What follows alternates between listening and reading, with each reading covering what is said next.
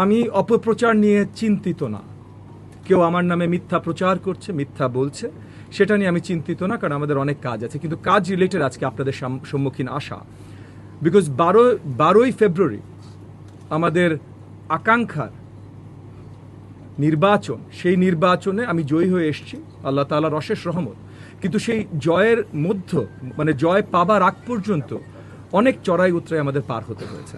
আমাদের প্রতিপক্ষ যারা ছিলেন তারা বিভিন্নভাবে অনেক প্রচেষ্টা করেছেন, চালিয়েছেন কেন্দ্র দখল করার। অনেকগুলো কেন্দ্র তারা দখল করতে গেছেন, কিছু কেন্দ্রে তারা দখল করতেও সক্ষম হয়েছেন সাময়িক সময়ের জন্য। সাময়িক সময় যতক্ষণ পর্যন্ত, এবং আমি আবার প্রথমেই ধন্যবাদ জানাই আইনশৃঙ্খলা বাহিনী, আর্ম ফোর্সেস যারা টহলে ছিল তাদের সকলকে, কারণ তারা সকল দায়িত্ব সঠিকভাবে পালন করেছে। যেই জায়গাগুলোতে আমাদের প্রতিপক্ষরা কেন্দ্র দখল করে ভোট চুরির কারখানা করতে চেষ্টা করেছিল, সেই জায়গাগুলোতে প্রথমে আমাদের কর্মী বাহিনীরা থামাতে চেষ্টা করে, এবং তারপর আর্ম ফোর্সেস এবং আইনশৃঙ্খলা বাহিনীরা শক্তভাবে তাদেরকে প্রতিহত করে। কিন্তু আইনশৃঙ্খলা বাহিনী পৌঁছাবার আগে বা আর্ম ফোর্সেস পৌঁছাবার আগে কিছু জায়গায় আমাদের নেতাকর্মীদের বিরুদ্ধে ভীষণভাবে হামলা হয়। এবং যেহেতু আমার পরিষ্কার ইনস্ট্রাকশনস ছিল প্রত্যেকটা থানা, ওয়ার্ড, প্রত্যেকটা নেতাকর্মীর প্রতি, যে কোনো ধরনের সহিংসতায় আমরা যাব না নির্বাচনের দিন। কোনো ধরনের আমাদের ভোট সেন্টার দখলের দরকার নাই, আমরা আত্মবিশ্বাসী আমরা জয়ী হয়ে আসবো। আর যদি জয়ী নাও হয়ে আসি, তবু আমরা গণতন্ত্রে বিশ্বাসী, কোনো ধরনের গণতন্ত্রের বিরোধী কাজ আমরা করতে রাজি না।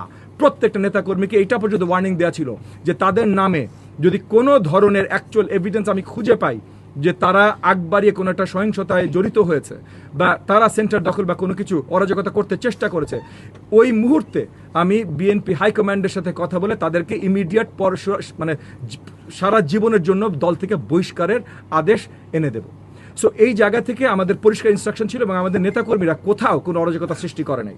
কিন্তু আমাদের প্রতিপক্ষ এবং যে ক্যান্ডিডেট ছিল সে নিজে এক একটা কেন্দ্রে যে অরাজকতা তৈরি করতে চেষ্টা করেছে, এবং আমার কয়েক শত নেতাকর্মীরা বিশালভাবে আহত হয়েছে। আজকে আপনাদের প্রেস কনফারেন্স দেখেছি, কারণ আমার একটা নেতা একটা কেন্দ্রে এতটাই তাকে আহত করা হয়েছে। এবং এগেন আমাদের প্রতিপক্ষ যে ছিল নির্বাচনে, প্রধান প্রতিপক্ষ, তাদের কর্মী বাহিনী এতটাই আহত করেছে যে উনি এখন মৃত্যুর সাথে লড়াই করছেন। সো এই যে মৃত্যুর সাথে লড়াই করছেন, এইটা আমরা কখনোই কোনো ধরনের আইনি বিচার ছাড়া ছেড়ে দিতাম না, এখনো ছেড়ে দেব না। এবং বাকি যারা আহত হয়েছে আজকে আপনারা এখানে দেখতে পারেন, অনেকেই যারা আসতে পেরেছেন, অনেকে হাসপাতালে এখনো আছেন, কিন্তু যারা কিছু দূর সুস্থ হয়েছেন, আসতে পেরেছেন, তারা এক্সরে রিপোর্ট থেকে শুরু করে কোন হাড্ডি ভেঙেছে, কিভাবে তারা আহত হয়েছে, রিপোর্ট শুদ্ধ এখানে তারা এসে পৌঁছেছে। যারা আসতে পেরেছে অনেকে এখনো হসপিটালাইজড আছে। এবং এই যে আমাদের ত্যাগী নেতা হায়দার আলী সাহেব, আমাদের হাজারীবাগের নেতা হায়দার আলী সাহেব, উনি এখন মৃত্যুর সাথে লড়াই করছেন। উনার সন্তান, উনার কনিষ্ঠ সন্তান এবং ওনার স্ত্রী আমাদের সাথে উপস্থিত আছেন আপনাদেরকে বলবার জন্য তাদের কি অবস্থা। আমরা আপনাদের সামনে এই জিনিসগুলো পরিষ্কার করবার জন্য এবং একই সাথে পরিষ্কার জানিয়ে দেবার জন্য যে আজকে এইখান থেকে আমরা, তারা উঠার পর প্রত্যেকটা এখানে যত আহত আমাদের কর্মী আছেন, যাদের হাড্ডি ভাঙা হয়েছে বা যা কিছু ভাঙা হয়েছে, এই যে হায়দার আলী সাহেবের পরিবার, হায়দার আলী সাহেব মৃত্যুর সাথে লড়াই করছেন, এই প্রত্যেকটা জিনিসের এখন আমরা আইনি মামলায় যাব। প্রত্যেকটা থানায় মামলা দেয়া হবে। এবং কতগুলোতে সেন্টারে তখন প্রতিপক্ষ ক্যান্ডিডেট দাঁড়িয়ে অর্ডার দিয়েছে, সে দাঁড়িয়ে ওইখানে দাঁড়িয়ে অর্ডার দিয়েছে এই হামলা করবার জন্য। তো সে হুকুমের আসামি তো মিনিমাম। এবং হায়দার আলী সাহেব যে মৃত্যুর সাথে লড়াই করছেন, এইটা তো ভাই অ্যাটেম্পট টু মার্ডার, এইটার হুকুমের আসামি তো সে মিনিমাম।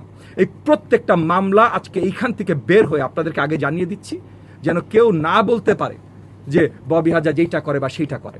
এবং আমরা অন্য কিচ্ছু করছি না ভাই, শুধুমাত্র আইনের বিচার চাইছি। এবং তবু আপনাদের বলে কয়ে চাইছি, কারণ আমরা কিন্তু সরকারে আছি, আমরা চাইলে অনেক কিছু করতে পারি, কিন্তু সেইটা সুন্দরভাবে গণতান্ত্রিক প্রক্রিয়া হবে না বলে আপনাদেরকে ডেকে নিয়ে আপনাদেরকে পরিষ্কার জানিয়ে, আপনাদের কোনো প্রশ্ন থাকলে সেই প্রশ্নগুলোর উত্তর পরিষ্কার আপনাদেরকে দিয়ে তারপর আমরা মামলাগুলো দায়ের করব। এইখানে ছোট্ট একটু আমি আপনাদের অনুমতি চাচ্ছি। আমাদের হায়দার আলী সাহেব, আমাদের ত্যাগী নেতা, যিনি মৃত্যুর সাথে লড়াই করছেন, ওনার কনিষ্ঠ সন্তান অপূর্ব দুটো কথা আপনাদের সামনে বলবো। অপূর্ব, বলো।